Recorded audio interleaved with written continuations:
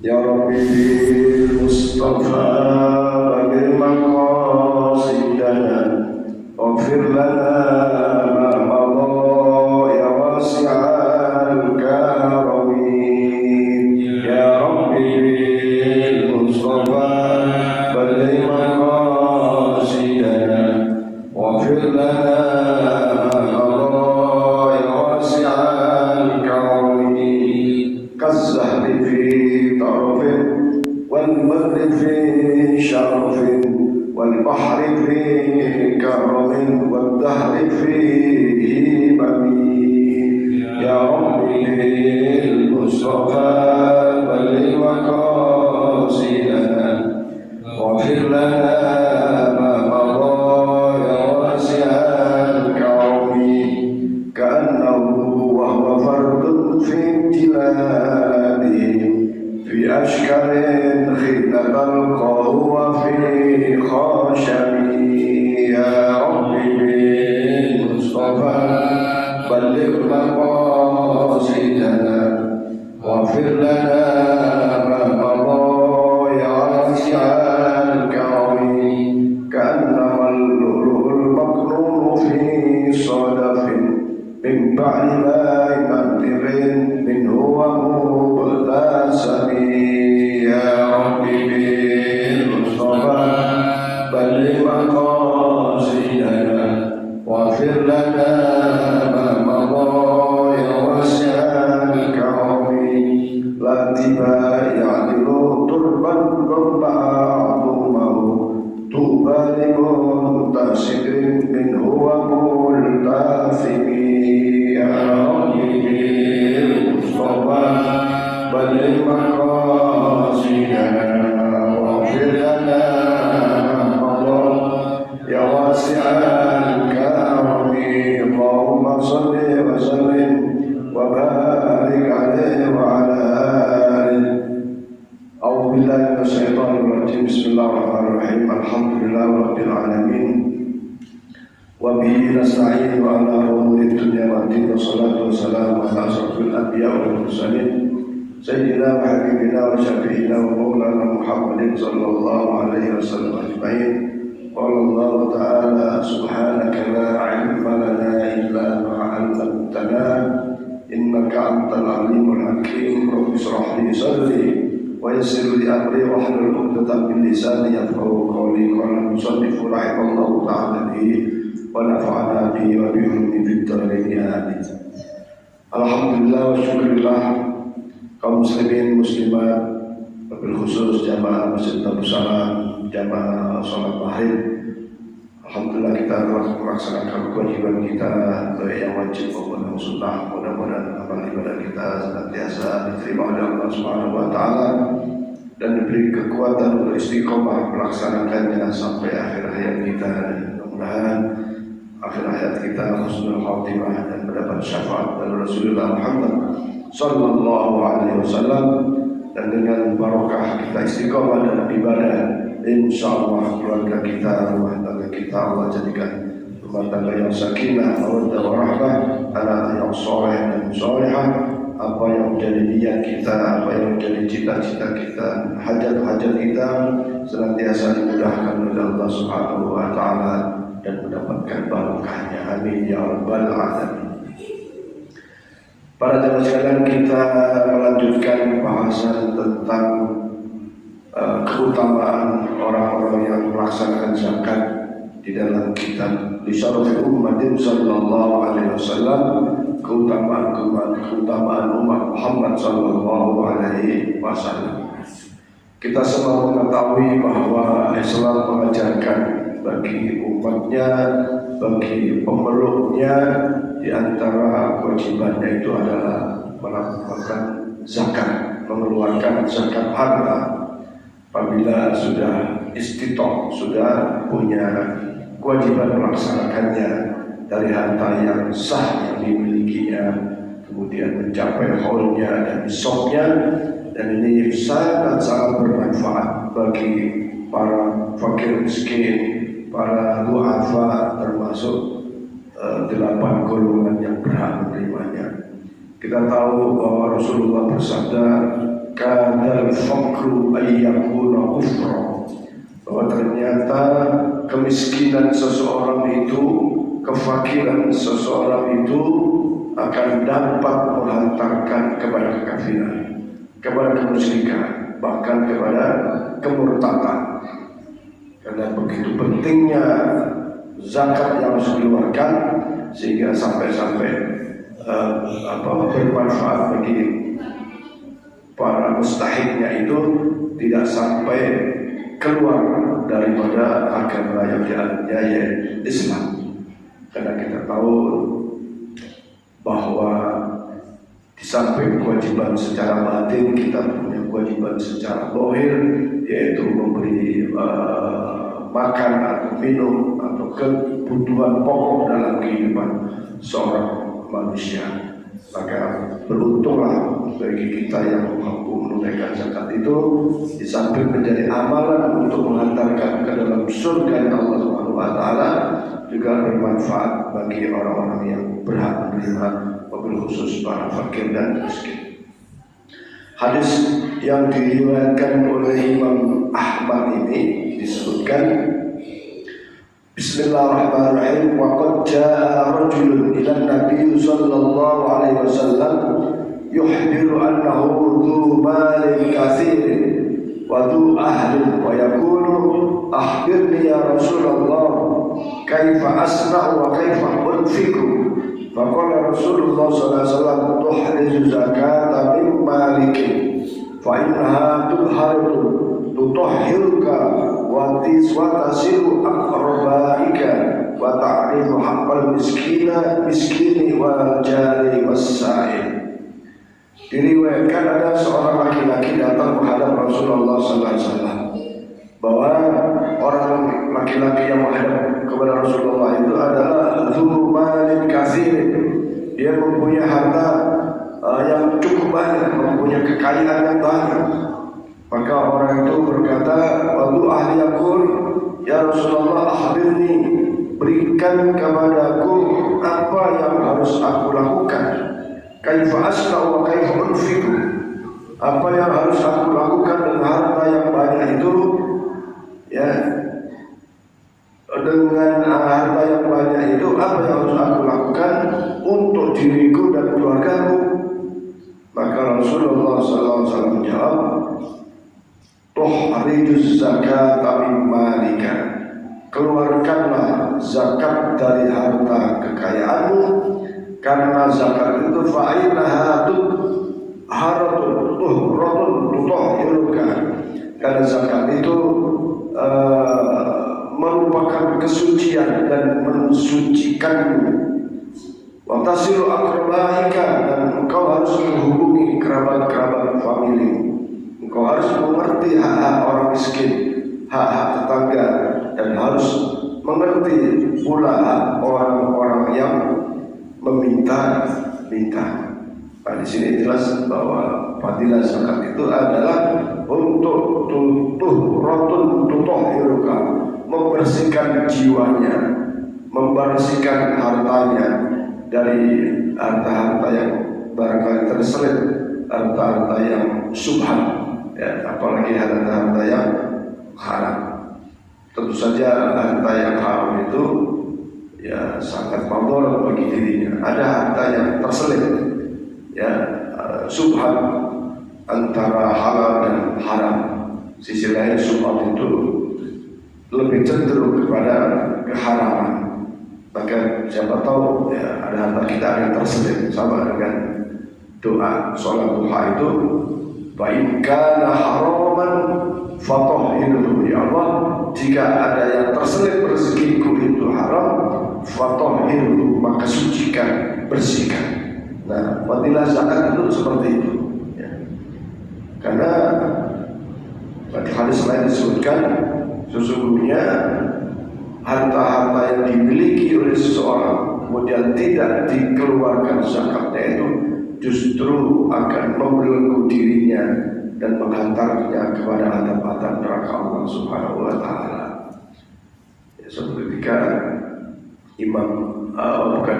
Sahabat Utsman bin Affan yang kaya raya itu Di dalam sebuah riwayat disebutkan begitu lamanya ia menunggu hisab. Ya. Kan orang kehidupan ini kan dibagi, maksudnya terdiri dari 5 bagian, 5 keadaan dalam kehidupan. Satu, hidup dalam arwah. Ya, kita nggak tahu kayak apa dulu, saya sampaikan. Yang kedua, dari alam arwah, alam roh, pindah ke alam rohim. Ya, pindahnya kita pun tidak tahu. Dari alam rohim pindah ke alam dunia, kita pun tidak tahu seperti apa waktu kita lahir. Nah, dari alam dunia nanti akan pindah ke alam kubur, yang di situ kita akan merasakan sakaratul maut. Ada yang sakit, ada yang tidak sakit, tergantung amal kita. Dan Rasulullah bersabda, sakitnya yang paling sakit adalah sakit saat sakaratul maut. Dari alam barzakh, alam kubur, kita nanti dibangkitkan di alam mahsyar. Untuk apa? Di alam mahsyar ini berarti keempat, tahapan yang keempat. Di alam mahsyar inilah kita akan dikumpulkan. Setelah tiupan yang kedua, kita dibangkitkan dari alam kubur dengan keadaan yang luar biasa, panasnya dan seterusnya, sampai diriwayatkan seperti banjir keringat setiap kita bagi yang mungkin tidak punya bekal banyak. Nah, pada saat inilah menunggu hisab, baru nanti dari hisab itulah imma fil jannah wa imma fil nar. Nah, pada saat hisab ini ada yang bermaksudnya ternyata yang punya harta yang banyak dan tak pernah atau tak dikeluarkan zakatnya ini menjadi problem tersendiri bagi orang-orang kaya yang tidak mengeluarkan zakatnya. Nanti ada di beberapa hadis ini tentang seperti apa mereka yang bermasalah punya kewajiban zakat tak melakukan zakat. Maka zakat itu dapat mensucikan dirinya dari hartanya maupun jiwanya. Kemudian watasilu akribaika, zakat itu sebaiknya ya didahulukan diberikan kepada fakir miskin dan kerabat dekatnya yang dalam kategori miskin atau fakir. Ya, wa ta'rifu haqqal miskin. Ya, kemudian dia tadi kerabat tetapi statusnya miskin, kerabat kaya nggak perlu dikasih zakat. Ya. Kemudian wajaris sa'il dan waljari, dan tetangga yang miskin, tetangga yang fakir, tetangga yang duafa. Jadi kalau siapa di antara kita sudah zakat, maksudnya sudah kewajiban zakat, yang dikasih orang jauh-jauh, orang di luar sana. Karena kan ya boleh aja, tapi yang didahulukan yang terdekat. Ada komunitas bantu Palestina misalnya gitu, ya boleh-boleh aja. Tapi kalau di tetangga dekatnya masih banyak orang miskin, ya sebaiknya ya yang terdekat dulu. Ya bukan berarti tidak boleh, tapi justru berdosa tetangganya kesusahan, kesulitan yang dibantu orang jauh-jauh. Apalagi yang jauh itu statusnya bukan fakir, bukan miskin. Dari sini wajar tetangga, wasail, dan orang yang meminta-minta, ya, orang yang minta-minta. Maka kita kalau memang tahu bahwa itu tidak mampu minta, tidak usah ada pertanyaan macam-macam, langsung kasih aja. Seperti kita lihat, ya misalnya sebagian pendapat di jalan-jalan itu yang mau kasih aja 1.000, 2.000, 5.000, 10.000. Dan sekarang lagi ngetren pakai badut, itu juga kita juga itu. Saya lihat ada yang kasih 100.000, ada yang 1.000. Nah, jadi begitu. Wasai, ada yang orang yang meminta-minta. Diriwayatkan pula bahwa Rasulullah SAW bersabda, zakat adalah asyuratul Islam. Zakat itu jembatan Islam. Pada hari kiamat nanti setiap orang akan melewati sebuah jembatan itu yang memanjang di atas neraka Jahannam.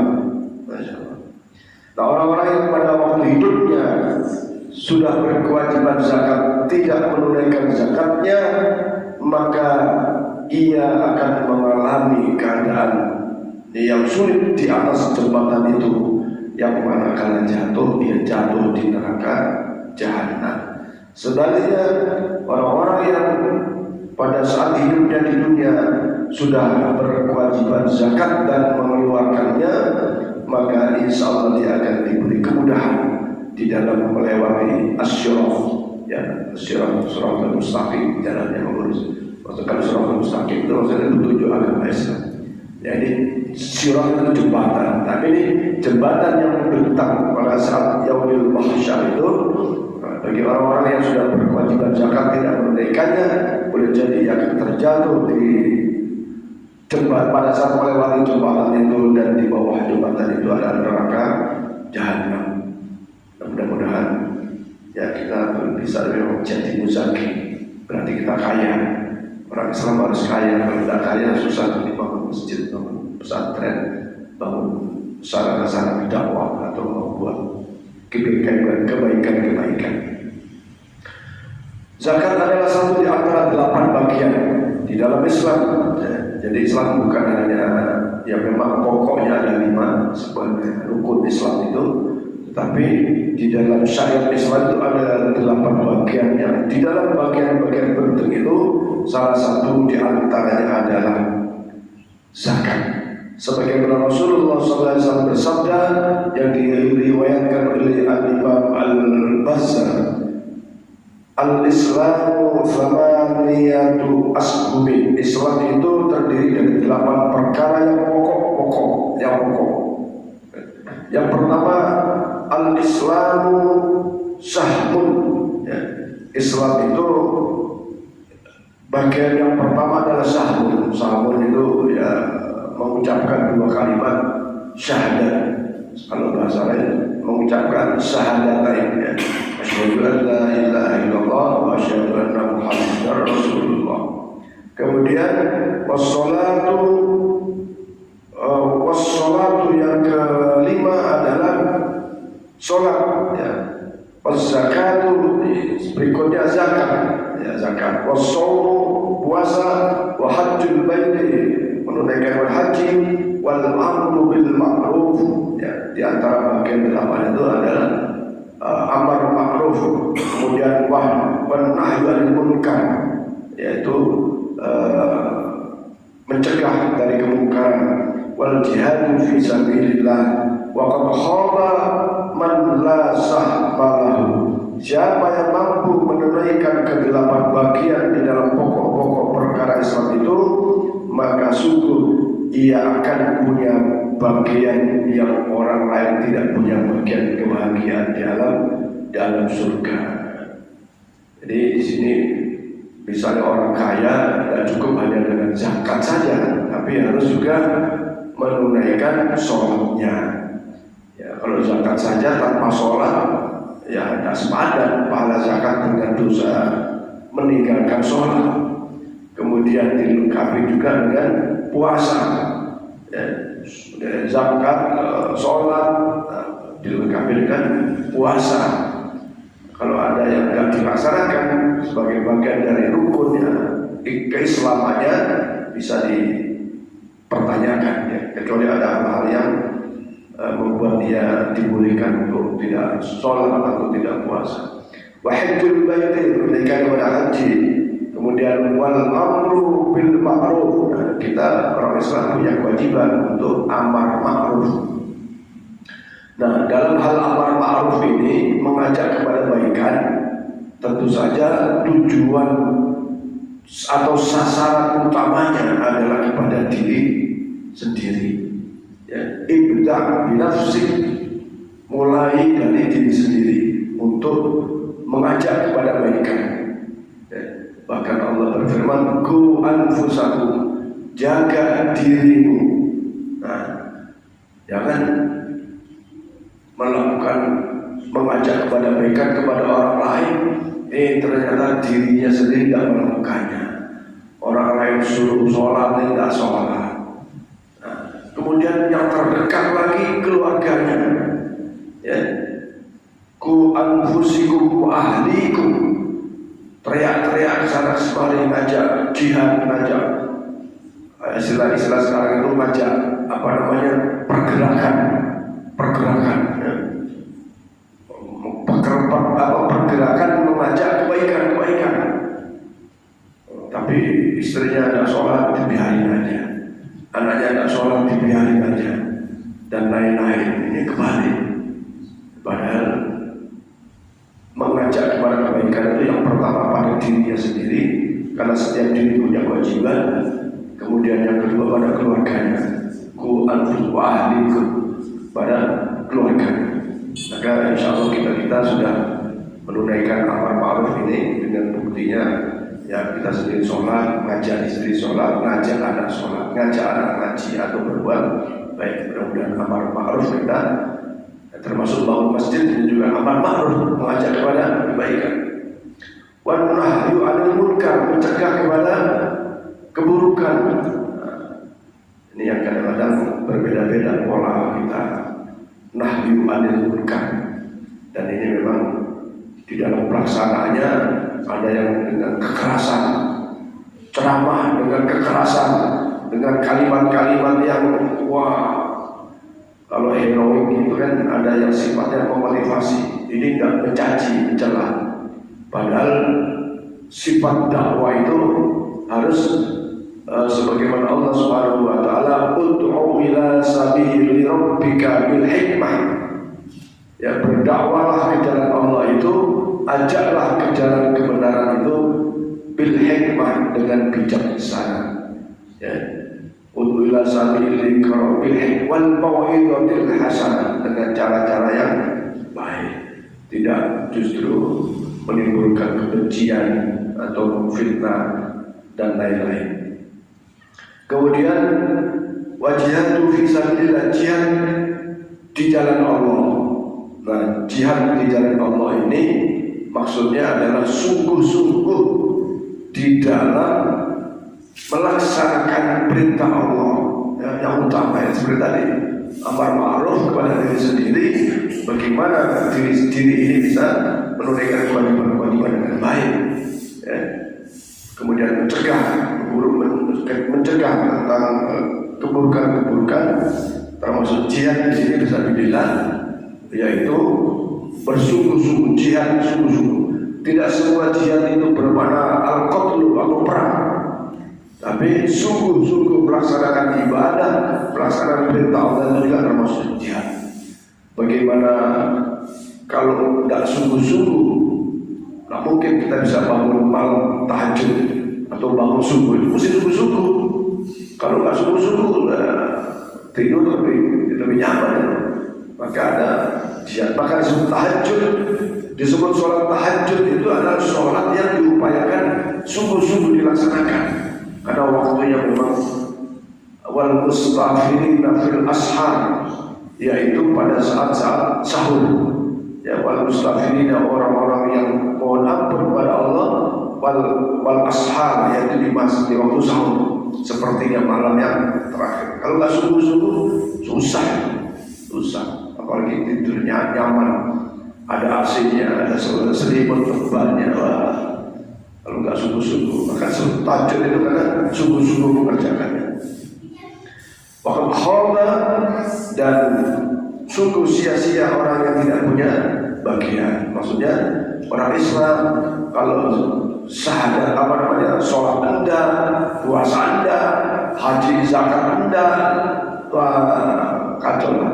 Ya, seperti saya sampaikan, la dina liman la sholat lahu wala amanat liman wala aminah liman la amanat lahu. Tidak ada gunanya orang hidup tanpa ada 8 bagian. Kemudian di antara keutamaan orang yang zakat adalah Rasulullah bersabda, hadis diriwayatkan oleh Imam At-Tabrani, man adda zakat malihi faqad dhahaba anhu syarruhu. Barang siapa yang membayar membayar zakat harta kekayaannya, faqad dhahaba anhu syarruhu, maka ia akan dihilangkan keburukan-keburukannya. Nah ini orang yang mau mengeluarkan zakat, insya Allah keburukan-keburukannya akan diganti oleh dengan kebaikan-kebaikannya. Dengan kata lain, adhaba syarruhu, yaitu perbuatannya selalu baik, ya. Perbuatannya selalu baik. Di sini disebutkan juga hadis yang diriwayatkan oleh Imam Al-Hakim, "Idza adaita zakata malika faqad adhabta anka syarrahu." Apabila engkau telah membayarkan zakat harta kekayaanmu, maka engkau telah membuang keburukan. Ya, Allah Subhanahu wa taala berfirman, "Innal hasanata yudhibnas sayyi'at." Sesungguhnya kebaikan-kebaikan yang kita lakukan itu yudhibnas sayyi'at, akan dapat menghapus keburukan kita. Maka mudah-mudahan kita yang mungkin kalau zakat ada yang belum berkewajiban karena hartanya belum mencapai angka-angka tertentu, belum mencapai nisabnya, tapi infak dan sedekah ini bagian daripada sedekah yang sunnah, ya. Yang di awal saya sampaikan, sesungguhnya zakat itu adalah sedekah yang wajib, ya. Zakat itu adalah sedekah yang wajib. Maka kalimatnya kan jelas, innamas shadaqatu, ya. Jadi zakat itu adalah sedekah yang wajib. Sementara infak itu sedekah yang sunnah, ya, yang sunnah, dan itu tidak perlu ada persyaratan, misalnya nisab ataupun haulnya.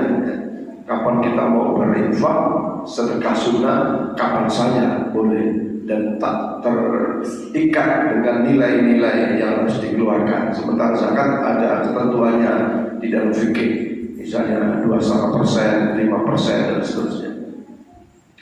Para jemaah sekalian, ini ada hadis yang mengerikan bagi orang-orang yang tidak mau bayar zakat. Disebutkan dari hadis Imam Bukhari, "Muftilahu yawmal qiyamati bisuja'in aqra'a lahu zabibatani tawwaquhu yawmal qiyamah thumma yahulu bilahzamatayhi ya'ni fi sidqaihi." Ila akhir hadis, panjang hadisnya.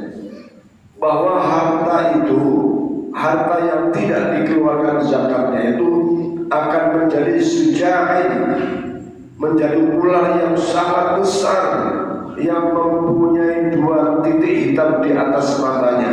Kemudian ular itu dikalungkan ke lehernya dan menggigit pipinya.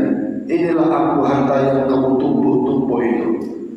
Nah, maka tadi saya sampaikan pada saat Yaumul Mahsyar itu orang kaya yang tidak mengeluarkan zakatnya, di satu sisi hisabnya lama, sisi lain dalam menunggu itu akan menjadi siksaan baginya.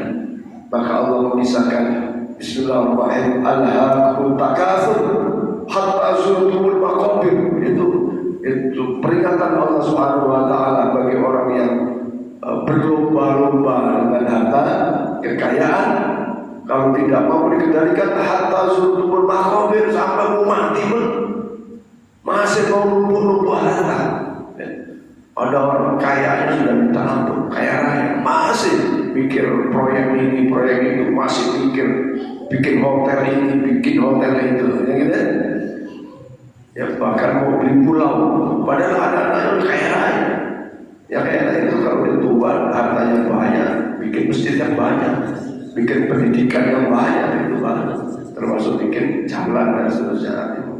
Maka zakat apa? Harta yang tidak zakat itu akan berupa ular yang akan menggigit jasad, menggigit bagi yang punya harta tak mau keluarkan zakat itu.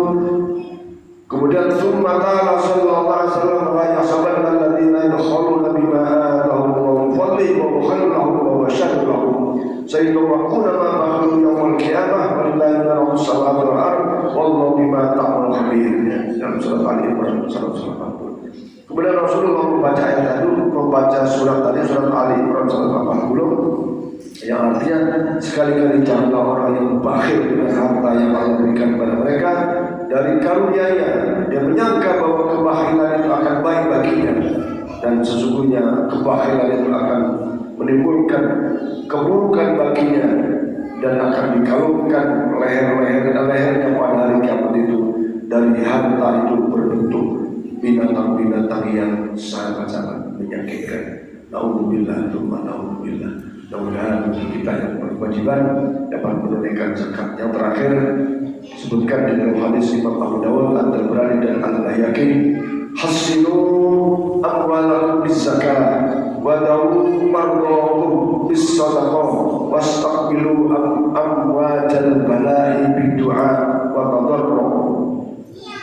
Hasinu lindungilah harta-hartamu itu bis-zakat, dengan membayarkan zakat. Wa dawu mardakum bis-sadaqah, dan obatilah penyakit-penyakitmu dengan sedekah. Wastaqbilu, dan hadapilah amwajal bala, bencana-bencana yang mengancam bagaikan gelombang lautan itu, bid-du'a wa tadarruh, dengan doa dan tadarruh. Artinya tadarruh itu merendahkan diri, tawadhu kepada Allah Subhanahu wa taala. Dan inilah beberapa keistimewaan zakat yang mudah-mudahan bagi kita yang melaksanakannya dapat memberi manfaat, mendapatkan keutamaan. Dan di sini disebutkan adalah dapat menyembuhkan penyakit dan dapat menghadapi bencana-bencana dengan merendahkan diri kepada Allah Subhanahu wa taala. Wallahu a'lam bishawab. Demikian para jamaah sekalian pembacaan beberapa hadis tentang zakat. Insyaallah kita lanjutkan pada malam Senin berikutnya. Mungkin ada pertanyaan? Ya, yang disebut bakil atau pelit itu apa bisa tipis perbedaan dengan istilah hemat? Karena saya suka bingung. Ya. Hemat ya apa ya? Bakhil. Al-bakhilu ba'idun minallah, ba'idun minan nas, qaribun minan nar.